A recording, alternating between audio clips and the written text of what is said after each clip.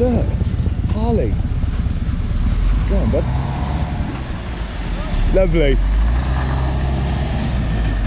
Very nice. Well, hello, you beautiful lot. Welcome to today's episode of Purple Vision. Now, I'm here at Ditchford. You've got the River Nen here. You've got Ditchford Skiing Lake there. That's absolutely awesome. Ditchford Road, Wellingborough Viaduct, and of course the Cane and Eagle monsoon warehouses along the A45 with Wellingborough that way. So I am actually en route to Rushden, and this is the way to it. Now, I have to admit, I haven't been feeling quite right recently. There's some negative air going about, and we're quite low actually. But then I see a post over in Irthlingborough group showing that this certain footpath that went through the Ditchford Chettles site, and I don't know if you remember from last year, I kind of rallied a big group of people together and we were at the gates demanding that our footpath was cleared. But it turned out there was a little bit of opposition, and of course the landowner who now owns Ditchford, CTS Container Storage, he mentioned that he didn't really want the footpath open because it goes past his fuel tanks and goes by other bits. Now, me personally, this is an ancient footpath. I mean, the mill, when it was there, is written in the Doomsday Books of 1066. So, Lord knows how old this footpath actually is. Now, to close a footpath, it's like closing a main road. It's got to go through a lot of planning to decide that. And we've actually got someone walking over the bridge now, which is brilliant. It means people are using the footpath. So I'll keep myself occupied a minute. But I did see that someone, and I don't know who, it might have been Highways, it might have actually been Dave from CTS Container Storage, but someone has cleared the footpath. So I'm down here now. I'll wait for this lady to pass and we'll take a little walk along, and we'll walk through the yard and see if we can catch Dave, because I sent him a message but I haven't had a reply yet, so I know he's a busy man. Might be able to get some facts. So give me a minute and we'll start walking down. Well, that was enlightening. So here's our footpath, lovely and clear. Danger, deep excavation. Really? Okay, right. So I'm a little bit miffed now. That lady I just passed, she said she saw this footpath and thought, yay, it's open, that's amazing. And she's come down here to only be greeted by a locked gate. Now, I'm not sure if this is the road gate or the gate at the end of this. But look at this, look. So this is what we were going to do last year. But of course, you need the landowner's permission before doing it. And he said there was an electrical wire that went from the old part into the old filter beds area. So he did actually have a good case, and I get that. I did have a chat with someone about it, a councillor, not mentioning any names, and they mentioned that the new Rushden to Wellingborough Greenway will be made at some point. So they're going through the last bits of planning. It's been an ongoing battle for a little while, getting all the landowners on board. I have been sent an email. I'll do a video on it when I can. But you'll have a new footpath that comes along part of the dismantled railway line and then goes down past the viaduct, and that's going to be the new Wellingborough to Rushden Greenway extension, because as you know, it already reaches as far as Frapston to Rushden. Is it? No. sorry, from Frapston to where are we? It's Frapston to Rushden Lakes, isn't it? Yes. So from Frapston to Rushden Lakes, you've got the Greenway. Now they want to extend it from Rushden to Wellingborough, and then I'm guessing they're going to do the Wellingborough to Kettering Greenway as well, and extend that one on for the Kettering to Corby. It's all about this getting to every town in 15 minutes, isn't it? Thoughts reserved. God, wow, look at that little jungle in there. Nice. I wonder what we're going to find, eh?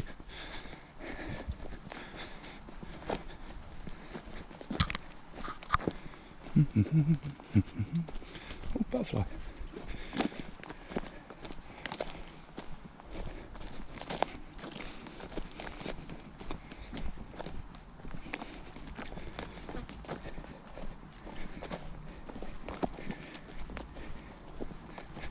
Right, so this is the filter bed. Look at the reeds in it. So sewage, kind of what's left over when the sewage is taken out, that dirty water is then put into here to let the vegetation kind of sort it out.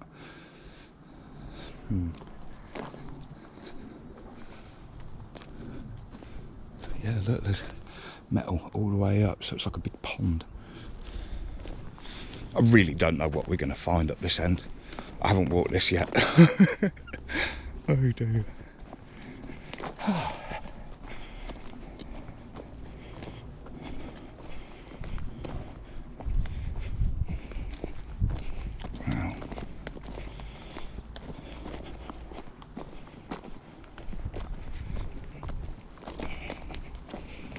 Now, I do agree when the owner of this place states that he doesn't want people using the footpath because of the fuel tanks. But, you know, it is diesel. It's not exactly... Oh, look. Ah. Lovely.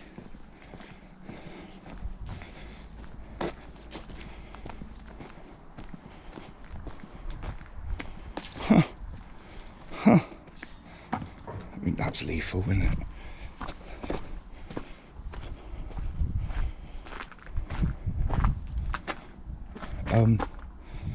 See, blocking the footpath. Now, why put these containers here? Wow, look at them, they're dead as a dodo. But you know, it's a public footpath. As far as I'm aware, it's still open. I just must be careful. I wish I had a high vis. I should bring one out with me. Odour control. Right. Oh, look. Oh, wow. Oh. Is he allowed to do that? Is he allowed to do that, anyone?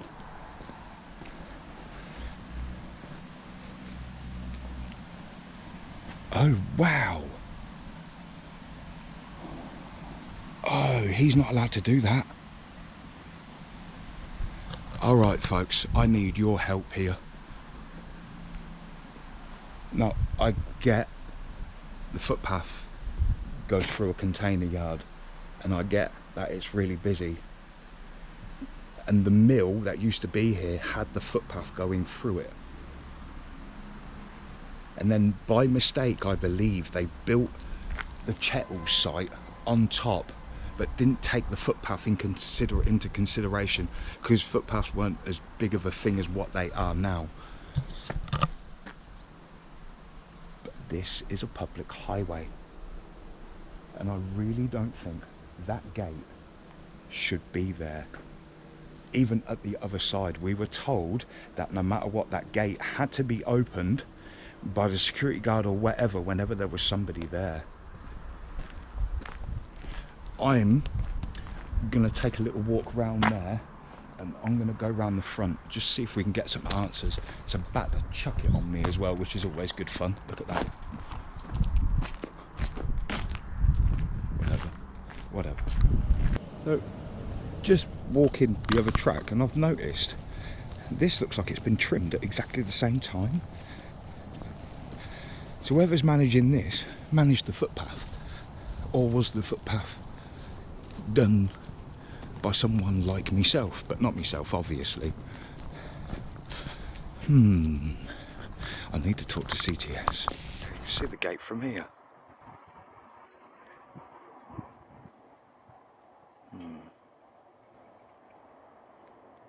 And this is the old Wellingborough to, well, Northampton to Peterborough branch line.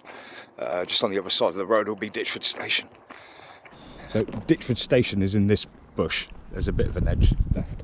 But the reason why we'd like this footpath open is because people having to use this to get to Rushden have to cross this very busy bridge. And I might as well take you for the journey. I'll So that way there leads on to Irthlingborough Lakes. I've done that one on my big walk, following the old dismantled railway line. It's pretty cool.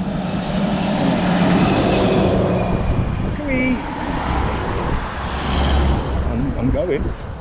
Now, if you've got, it's all right when you're on your own, but if you've got a couple of dogs, and all you've got is a couple of little alcovey bits to kind of take refuge in.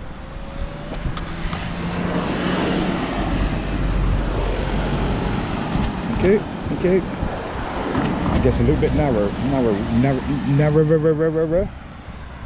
There's no one behind, so. The River Nene, whatever you want to call it. It's a river, and a lovely one at that. Oh, car. See what I'm saying?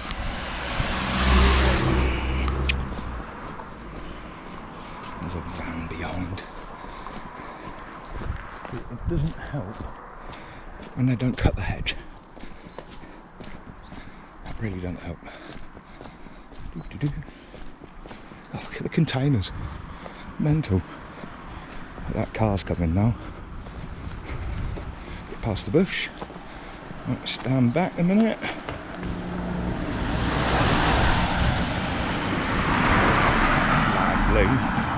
Lovely. Oh.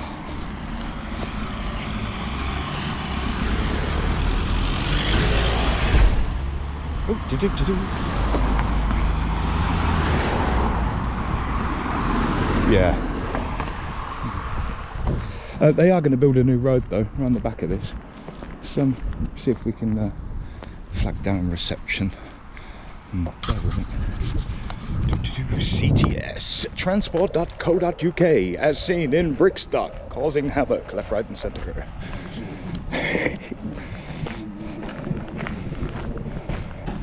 I like that.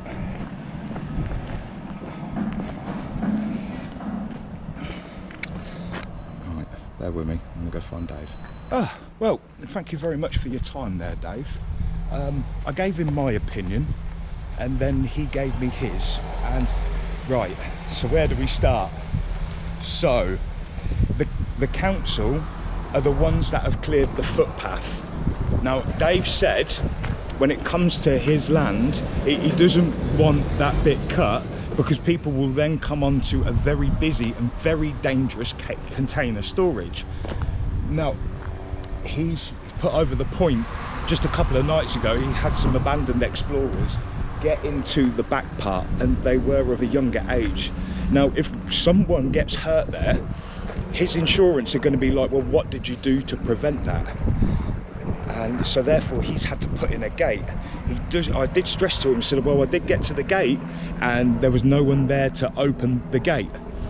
And he said he'll be having a buzzer put on there with a camera, so you buzz the buzzer and you will be escorted through the yard. He says he has to make sure that he's doing everything legally that he can to prevent accidents on his yard. And I fully get that. As much as I don't like it, I fully get that. Sorry, look, let's have a look at one of his lorries. I love this. Lovely. Oh look, Harley. Go on, bud. Lovely. Very nice. Sorry. Yeah, train spotter, lorry spotter, all the same, innit? So yeah, I get what he's saying. I did show him an email that was sent to me by the Northamptonshire councillor that's putting in, well, having this new greenway extended and whatever. Now I was told that because this new greenway that's being extended, even if we was to complain to the council and say, well, we want our footpath open, they wouldn't give it much thought and they'd delay me and long me out as long as they could because this new footpath's being done. I do fully get that that is a very dangerous yard. I do believe people do need escorting. But at the same time, I'm sticking to my original plan and my original thought that that is a public footpath and it shouldn't be blocked, it should be open at all times. and if not, there should be something there to do whatever. Now, the fact that I've gone round there for the first time and bumped into a lady with 2 dogs that had to stand at the gate and couldn't get through, that kind of says a little something, don't you think? So it's a tough one. I've got my side, Dave's got his side. On the fact of health and safety, he's more right. But on the fact of public footpaths should never be closed or blocked, then I'm right. It's such a tough one. I'm going to leave it down to you lot to decide. What do you think? What do you think? Put down in the comments down below. Let me know your thoughts. Like and subscribe, and I guess I'll see you again for another episode. Purple Vision. At least we got the facts. That'll do.